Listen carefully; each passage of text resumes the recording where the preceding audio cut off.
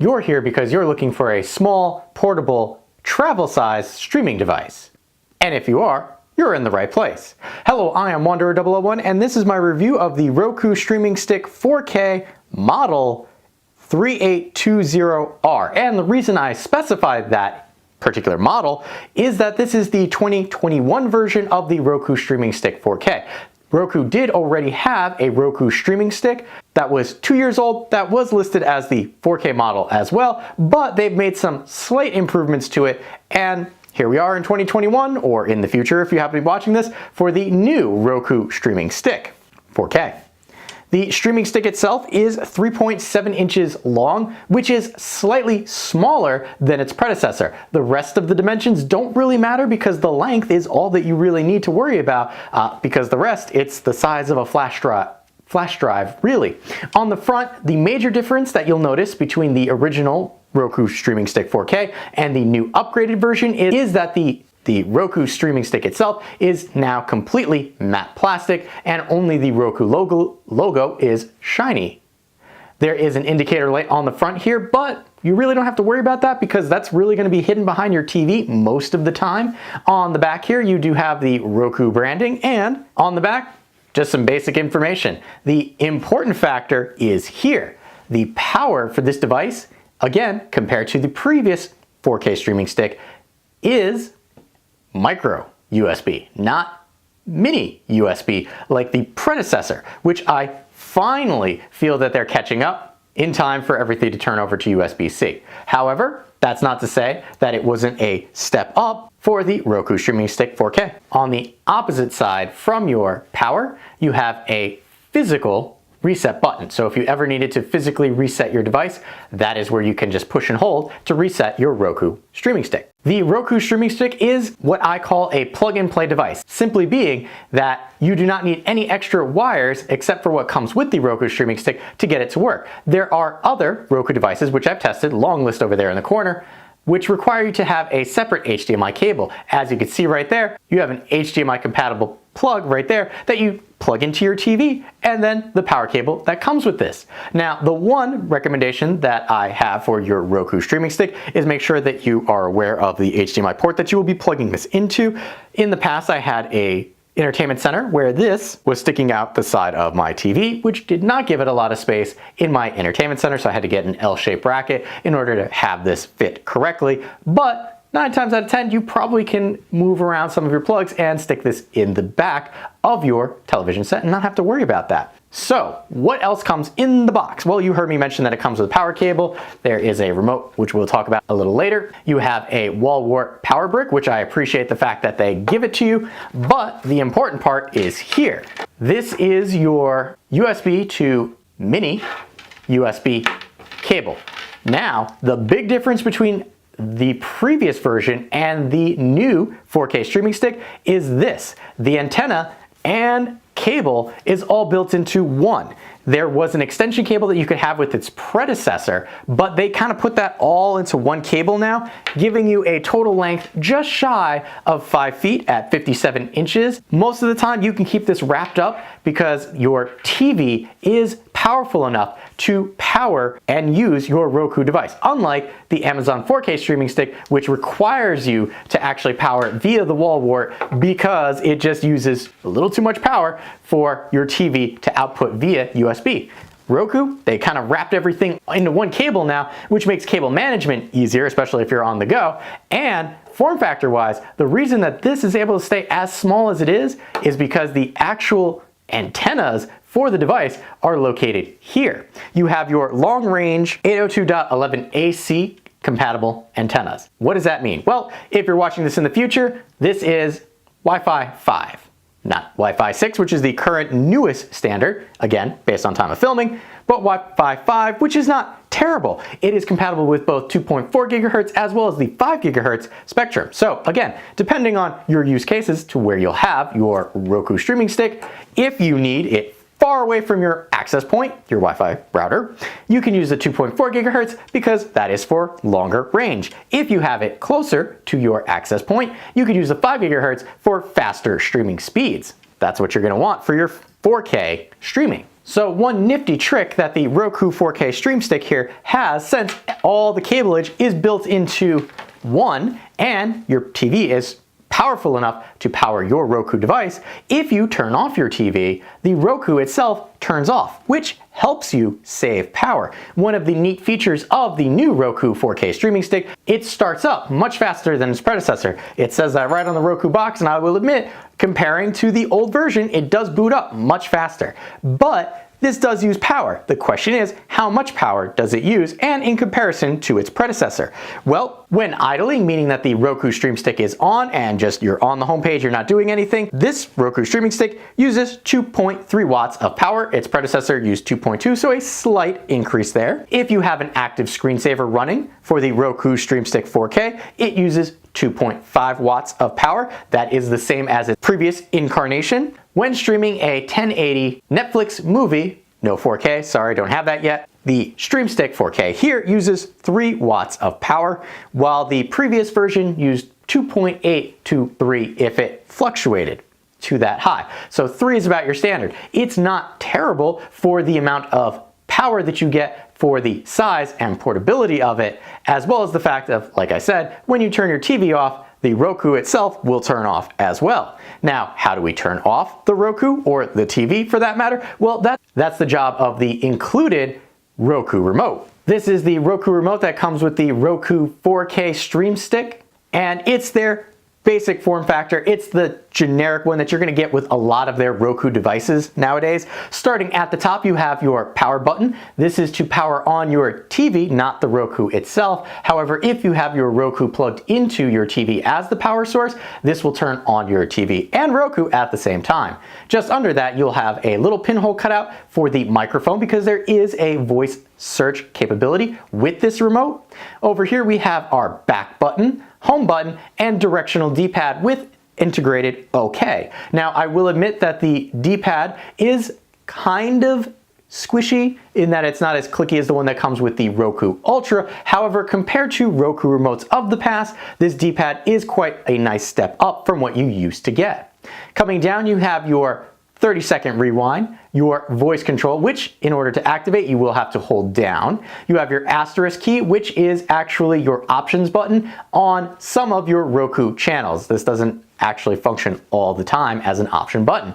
You have your rewind, play pause, fast forward, and then the bane of my existence for all the Roku reviews that I've done, the hard set keys. Yes, there are Roku remotes out there that have an A/B button, which will allow you to program your own Roku quick launches, but this is always going to be whoever pays the most to be here, because Apple TV Plus now has taken a spot that I have not seen on any of my older Roku remotes. So sadly, this will always be Netflix, Disney Plus, Hulu, and Apple TV Plus. If you don't use one of them, well, guess what?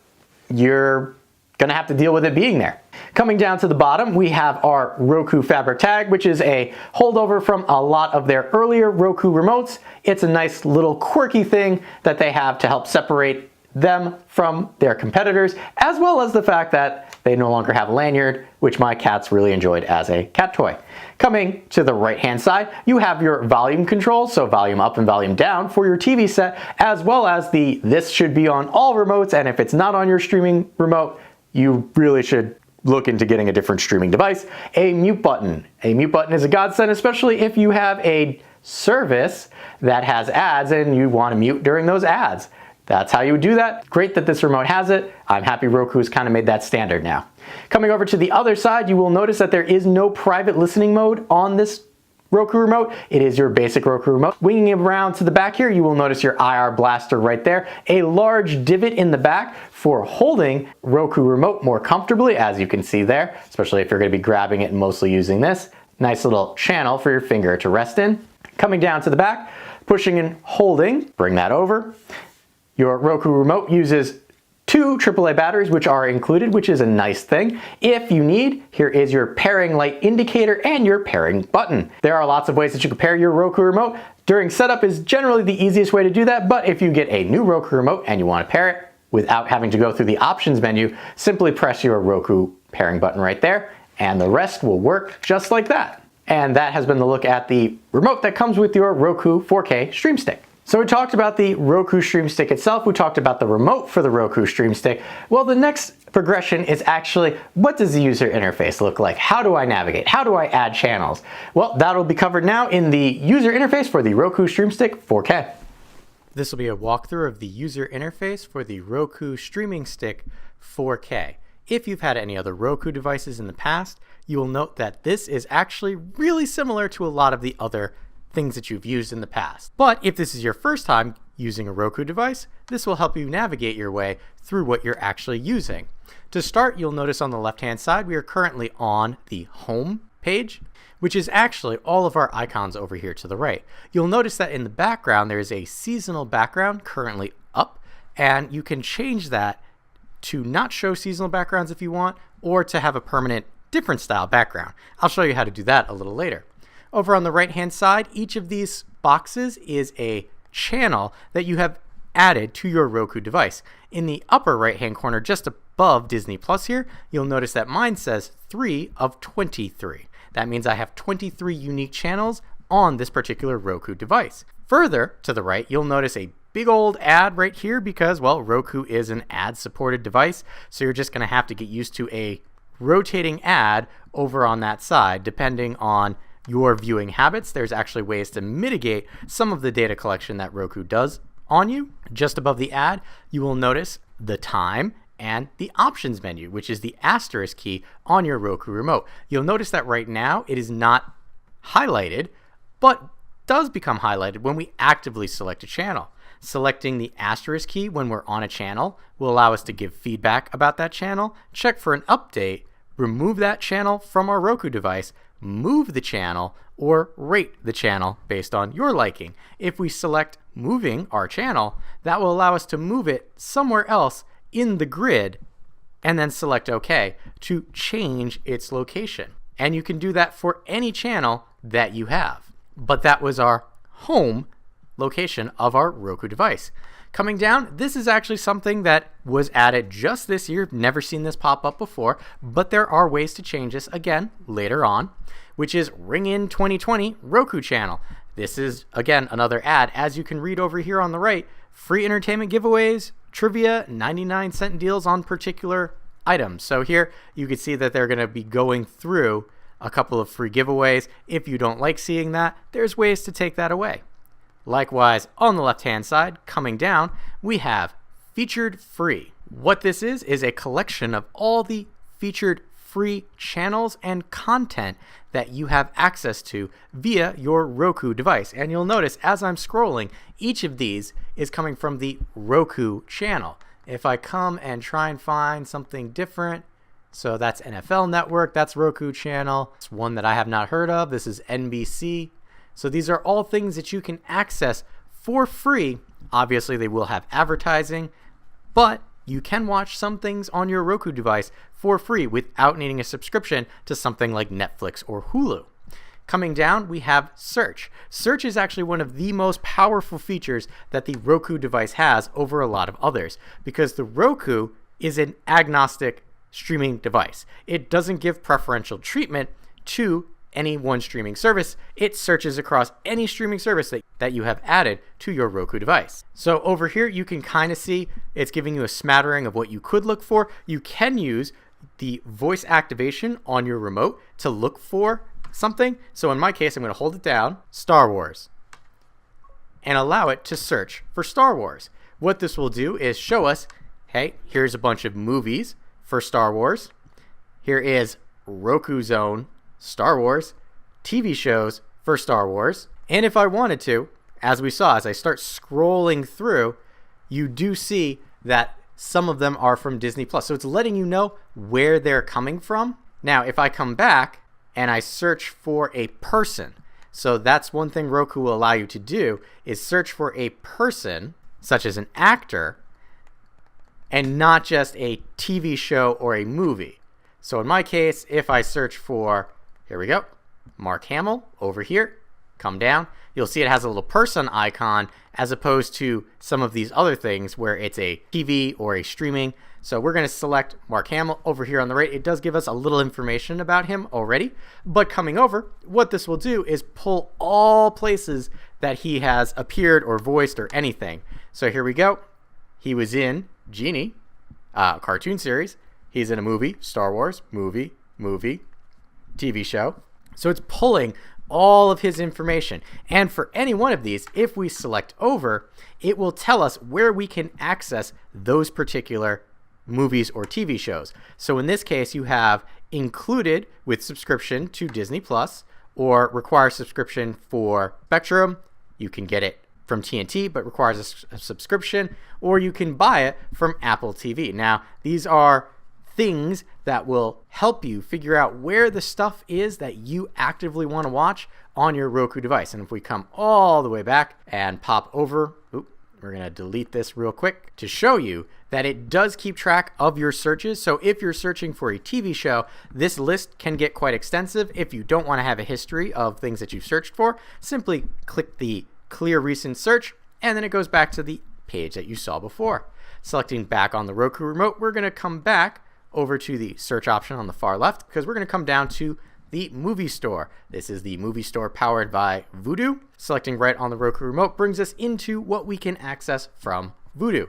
Now, it's going to show you featured films, deals of the week. This really is a rental service, just like coming back and coming to the TV store, again powered by Vudu. These are things that you can come through and pick out what you would like to watch, purchase, whatever. There are ways to remove these from the side panel because, well, let's be honest, it could get annoying having things taking up space on the left-hand side that you're not actively using yourself. Coming down one more time, this is our streaming channels. Selecting right on the Roku remote, this is, again, streaming channels. This is how you're going to watch the majority of your streaming content. Right now, you can see this is the featured tab. If I come over, it's just showing a bunch of featured channel. If you notice in the lower right-hand corner of some of them, they have a check mark. This check mark indicates that I already have this on my Roku device.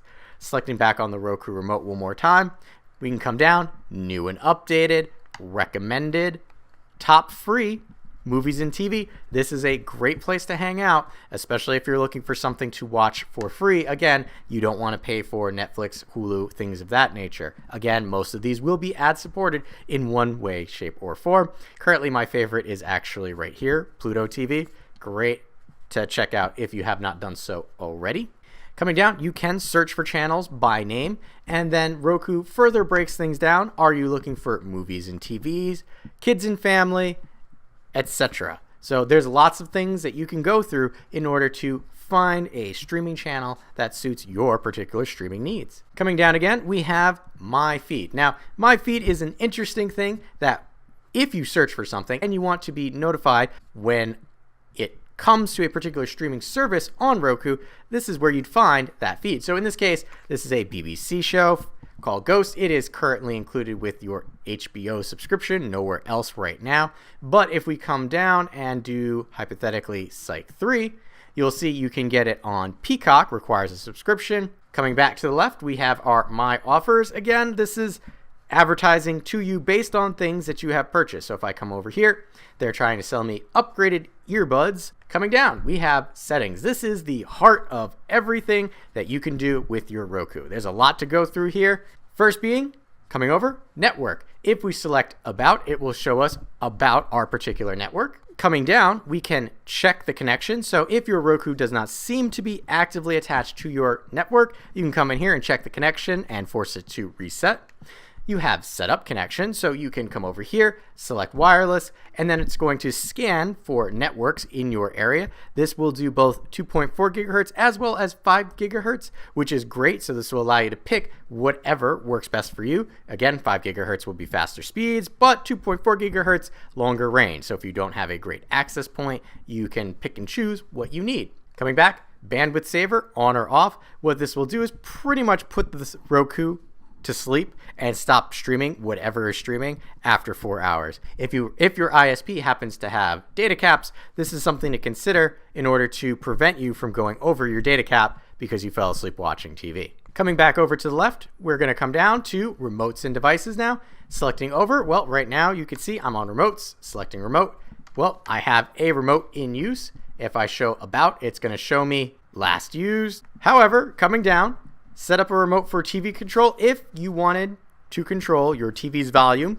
and being able to power it on and off. This is how you can come in and set it up after the fact so that you can control your TV.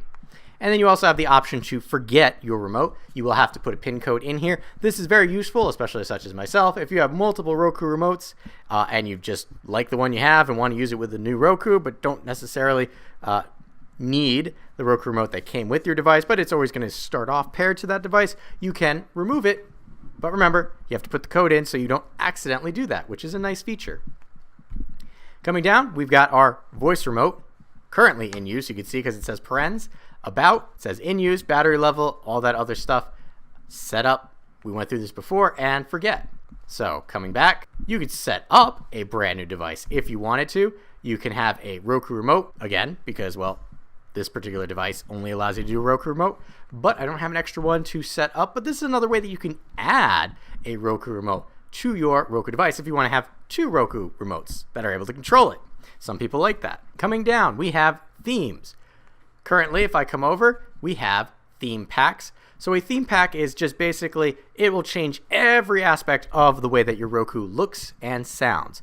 Again, right now, it is the New Year's theme, kind of a holiday overlay pushed by Roku. Your default Roku theme is right here, this purple one. You can set it as your theme pack, which I don't need to because it's already set, but I have the holiday one in the background. You have these other theme packs, which if I select one, you can view screenshots to let you know, hey, is this something I'd be interested in? And here you see it actually changes every aspect, including the screensaver. I'm going to select back and back one more time. And you've got several different ones. You've got a nautical theme, jungle, western, kids, space, and a romance one. The kids one is very interesting in that if you can deal with the pink background, this is the only one that does not show you ads while the screensaver is turned on. And speaking of, we're going to come back and come down to wallpapers, and we're going to get to our screensaver so I can show you. But the theme pack changes every aspect of your Roku. Sounds, looks, feels. Wallpapers are just, you change the wallpaper, the background. Sound effects don't change, they stay defaulted. The screensaver is also different, so it's not tied to a theme pack. So you can, again, select this. You can remove this wallpaper, view screenshots of this wallpaper. So here you go. Kind of has a nice winter feel to it. And we're going to select back. Coming down, we have our screensaver. Right now, I have the defaulted screensaver, which has a overlay for the holiday season. And here, you'll see what I'm talking about with the ads, because it's coming into view right now on every Roku screensaver, except for the kids one. You will have an ad of some sort. Actually, you get multiple ads because there's multiple billboards that come through. If you select the play pause or the OK button on your Roku remote to try and bring yourself out of the screensaver, you will actually actively go to either the channel that's being shown you, or you will open up that particular TV show if you already have that channel installed. Selecting back on the Roku remote will allow me to show you if you can deal with the pink screensaver for kids.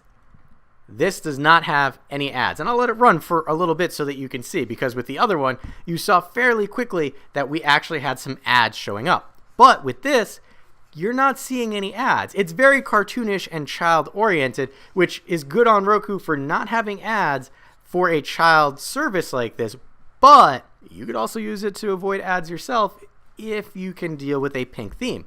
Keep in mind that the screensaver is separate from the theme pack. So you can have a wallpaper and a screensaver that are two different things. But if you do your theme pack, everything gets rolled into one. So we're going to come down to our sounds, which will allow us to either pick the default Roku, romance, western, space, aqua. Once again, we are coming down to additional settings. You have your seasonal themes on or off. So I have it on, and that replaces it with things like New Year's, 4th of July. It's nice to change things up. If you don't like that, simply turn it off. Coming down, screensaver wait time. How long does it wait before the screensaver comes on? In my case, I like to have it at 5 minutes, but the default is actually 10 minutes. And then if we want right here, if you've done crazy things to your Roku and you can't remember the settings or anything that you had for the Screensaver, theme, and sounds simply come down to restore default and select restore, and it will push you all the way back to what the Roku was like before you started playing with things. Coming down, we have display type. Selecting over, you can have auto detect, but if you know what you're doing, you also have 4K Dolby Vision TV, 4K HDR TV, 4K TV, 1080, and then 720. Normally, it's just easier to let it auto-detect for you, and you don't have to worry about it. Next, we have accessibility. There are a lot of options under accessibility for your Roku device. First being caption mode. You can have this off, on always, or on reply. Caption preferences, you have your language, and then caption style. In here, I will admit, if we come over, there are a lot of different things that you can do for your closed captioning. And you'll see every time you make a choice, it shows up over there on the right. So if you are somebody who needs this kind of assistance, know that there are lots of choices for you for your captioning style. Likewise, you have access to a screen reader, so on or off, speech rate, again, for that screen reader, volume, how loud do you need it to be, and then shortcut, enable or disable. So if you need to turn one of those on or off, you can quickly press the options button on your Roku remote 4 times very quickly, like this. So there we have our screen reader enabled. So keep in mind, I did not change any of the options for the screen reader, and that's what it would sound like by default. Now, in my case, I'm going to turn it off because that might be a little much to have going on while we're going through the rest of the walkthrough. Selecting back on our Roku remote takes us out of accessibility and over to audio. So here we have our menu volume. So that's the clicking sounds that you've been hearing as I've been going through the menus. Right now it's on medium. You can have it at high, or you can turn it off entirely. Audio preferred language. I have it at English, but there's lots of choices that you can do. Streaming audio format, auto, Dolby, or DTS. Again, if you're not sure what is what, leave it on auto. Digital output format. Again, I leave it at audio, but you have options for stereo or custom. My particular setup with the TV that I have this plugged into, don't really have those options, but if you did, there would be more things for you to play with. Coming down, we have our home screen. Now notice there are these things that I was telling you about before, the Ring in the New Year, or Ring in 2020, which I didn't see before, but if I didn't want to, I can hide it. Featured free, if I don't like that, I can hide it. Movie stores, I can hide it. Offers, can hide that too. Shortcuts, add channel or turn off TV, those actually appear in the channel grid. They don't bother me too much, but I'm going to quickly select back so that you can see right here, my side menu has gotten much smaller since I got rid of those featured free stuff and the offers. So we're going to come back to our settings and move on from home screen to payment method. Now, payment method, I'm not going to show because it shows your credit card. Yes, you do need to have a credit card attached to your Roku account in order for you to set up an account. The reason this is done is in order for you to, if you use your Roku to pay for something like Netflix or Hulu, they want to be able to bill you accordingly. That's why you have to add a payment method. Apple AirPlay and HomeKit, cannot actually tell you about this. I do not have any Apple devices in my home.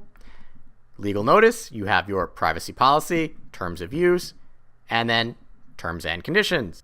Privacy, important. Pay attention to this. Advertising.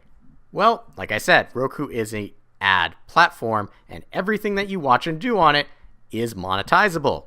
But if you want to limit what Roku can actually track about you, or kind of anonymize what they get about you, you simply select this, and that will limit targeted advertising that you would see. Now, if you happen to forget to turn this on first and have been using your Roku device for some time, make sure to come down here and reset your advertiser identifier. This way, anything that they have on you gets anonymized. Microphone, well, you do need your microphone to access specific areas of your Roku device and your actual streaming channels.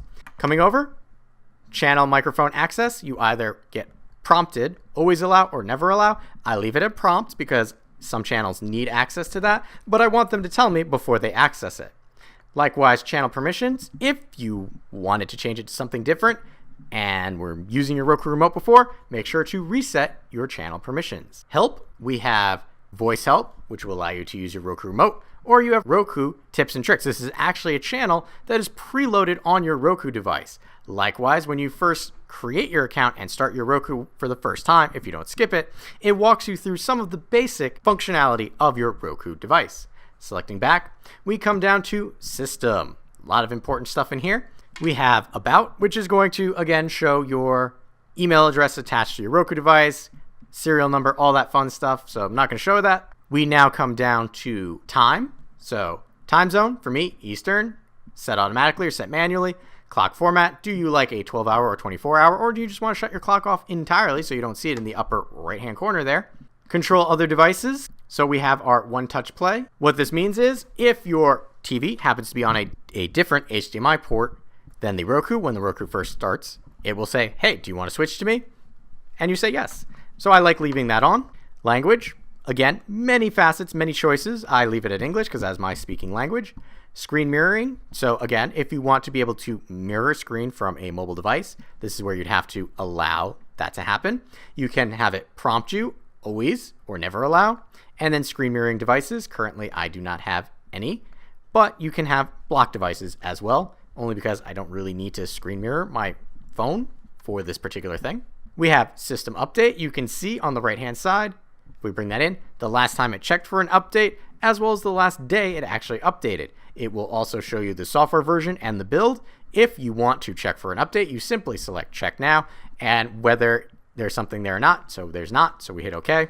Just know when you start your Roku device for the first time for that day, it will automatically perform a check. Here we come down to power. We have auto power off saving. So after 20 minutes of no interaction, it will automatically power down the Roku stick. System restart. Well, if you, for whatever reason, need to restart your system, this is not factory resetting your Roku stick. This is merely telling it to pretty much turn itself on and off again without having to unplug it. Guest mode, enter guest mode. You have to put in a PIN.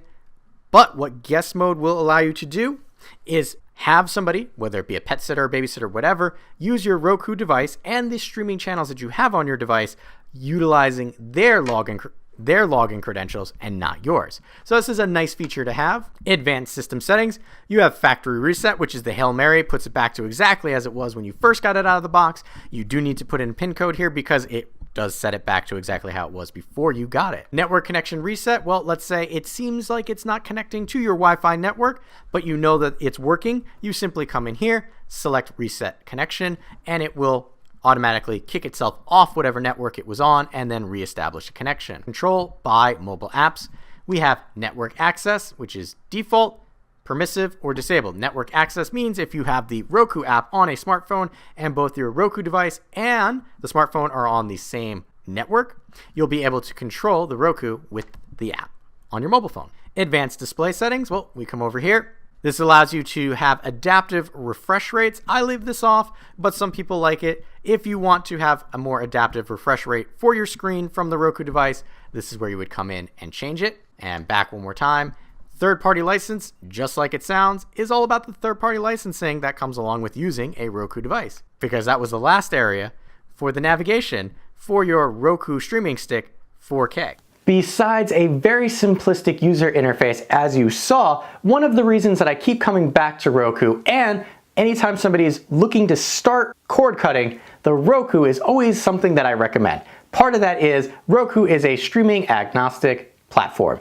Yes, they are ad supported. Yes, you've probably seen they've gotten into a couple of tips with Google and some other channels because that's just what happens as you start becoming a larger player in the streaming world. But unlike Amazon Fire Stick or Google Chromecast, Roku doesn't care where you're getting your stuff from. They want to play you whatever and want to make that as simple as possible.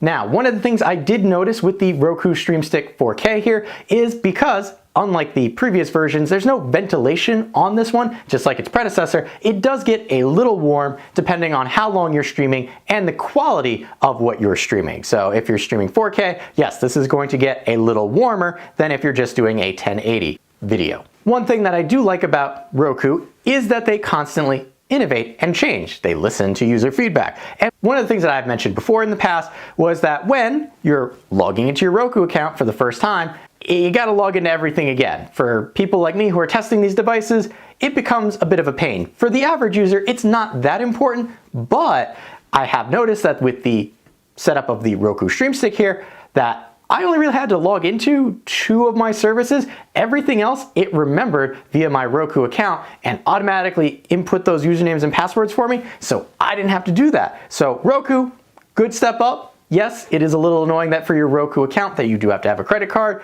but again, as I talked about during the user interface, that's mainly so that if you actually purchase something, that they can automatically bill you instead of you having to type in your credit card information using the Roku remote. So we have talked about some of the performance and changes that Roku has made to the 4K Stream Stick.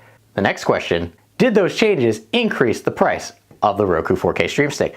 I am happy to report that no, just like its predecessor, if you get it on sale, you can get it for around $40. If not, around $50. For me, that is a good price point for an excellent streaming platform and the portability and travel usage of the Roku Stream Stick 4K here. I love taking my Roku here, plugging it into the TV set when I get to a hotel room, and realistically, Roku remote cable travels very lightly, and I can stream my Netflix, my Hulu, whatever on the big screen instead of having to either watch them on my mobile phone or my laptop. So whether you are looking for a cheap, easy to use Roku for around the house or something to travel with, I highly recommend checking out the Roku 4K Stream Stick. With that being said, I have been Wanderer001. If you have any questions or comments, please feel free to leave them in the area below. And as always, thanks for watching.